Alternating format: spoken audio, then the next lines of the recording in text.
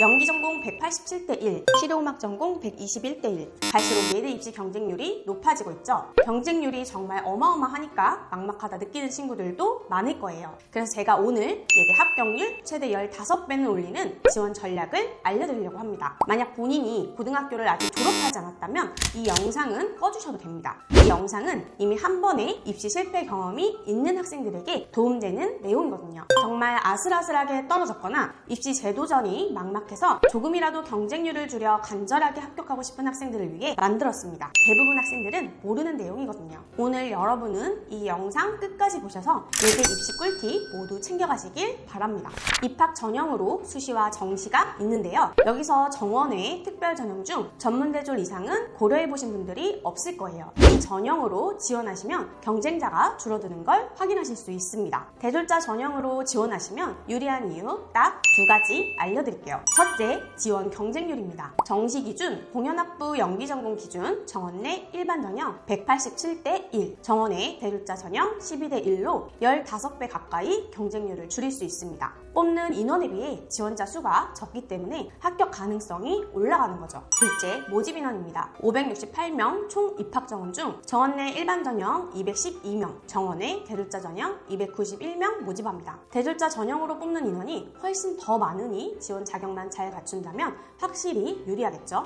자, 앞서 대졸자 전형의 유리한 이유에 대해 알려드렸는데요. 그러면 지금부터 대졸자 전형이 무엇이고 어떻게 준비하면 되는지 알려드릴게요. 전문대 졸업자나 4년제 대학교 2년 이상 수료했다면 지원 가능하고 합격하면 전문대 1학년 1학기로 입학하는 전형입니다. 그렇다면 대졸자 전형을 활용하기 위해서 전문대 2년 졸업 후 지원해야 할까요? 아닙니다. 학점은행제라는 제도를 활용해서 지원 자격을 만드시면 돼요. 학점은행제를 통해 80학점을 채워 전문학사 학위를 취득하면 대졸자 전형에 지원할 수 있습니다. 학점은행제는 굳이 대학교를 진학하지 않아도 학점만 채우면 짧은 기간 안에 학위를 갖출 수 있기 때문에 이걸 아는 친구들만 똑똑하게 준비하는 편이에요. 학점을 취득할 수 있는 방법은 온라인 수업, 자격증 취득, 독학사, 전적대 학점 등을 통해 채울 수 있는데요. 이것도 어떻게 학위 과정을 계획하느냐에 따라 소요 기간과 난이도가 다 달라집니다. 시간 투자를 적게 하고 학점을 빠르게 딸 수 있는 방법은 따로 있거든요. 개인의 상황에 따라 지원하려는 학교에 따라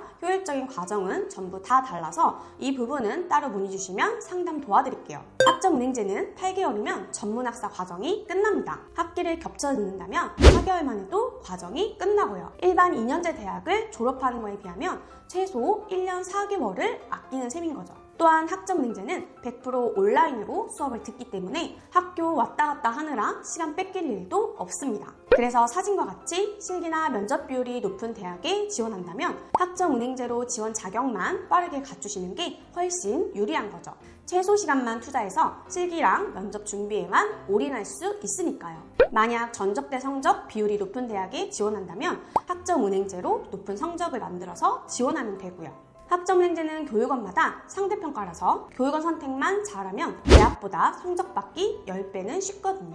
대졸자 전형의 경우 수시와 정시 전형을 통해 지원할 수 있는데요. 수시는 1차와 2차로 나뉘어져 있어요. 지원 시기는 수시 1차는 9월 초에서 10월 초, 수시 2차는 11월, 정시는 12월에 지원이 가능합니다. 그래서 대졸자 전형으로 지원했을 때 언제 학점 인정을 받고 언제 학위를 신청하면 되는지 꼼꼼히 알고 시작해야 하는 거죠. 대졸자 전형의 준비 방법에 대해 이해하셨다면 마지막 전형 지원 시 반드시 알아야 하는 주의사항 3가지 알려드릴게요. 첫째, 이중 지원이 불가능합니다. 대졸자 전형 수시로 합격하면 정시에는 지원할 수 없습니다. 따라서 꼭 가고 싶은 대학이 정시 선발을 한다면 수시에 지나치게 낮은 대학을 넣지 않는 것이 좋습니다. 나중에 후회할 수도 있거든요. 둘째, 학교마다 모집 요강을 꼼꼼히 보셔야 합니다. 동아방송예술대는 수시 1차, 수시 2차, 정시, 서울예대는 수시, 정시로 대졸자 전형을 모두 모집하지만 개원예대의 경우 수시 2차에서만 모집합니다. 셋째, 행정처리 시기를 반드시 고려해야 합니다. 예를 들어 서울여대 대졸자 전형 수시로 지원 시 반드시 전문학사 학위를 취득한 상태여야만 원서 접수가 가능합니다. 수시 모집 기간은 9월이기 때문에 8월까지는 학위가 나와야 하는 거죠. 따라서 26년 수시 지원을 원한다면 늦어도 25년 2학기에는 첫 학기를 시작해야 26년 수시에 지원이 가능합니다. 수시 모집이나 정시 모집 지원 시기에 맞춰 학위 취득까지의 행정처리 일정을 체크하는 것이 중요해요. 간혹 혼자 준비하다가 행정처리까지 생각 못해서 지원 못하는 케이스가 꼭 나오거든요.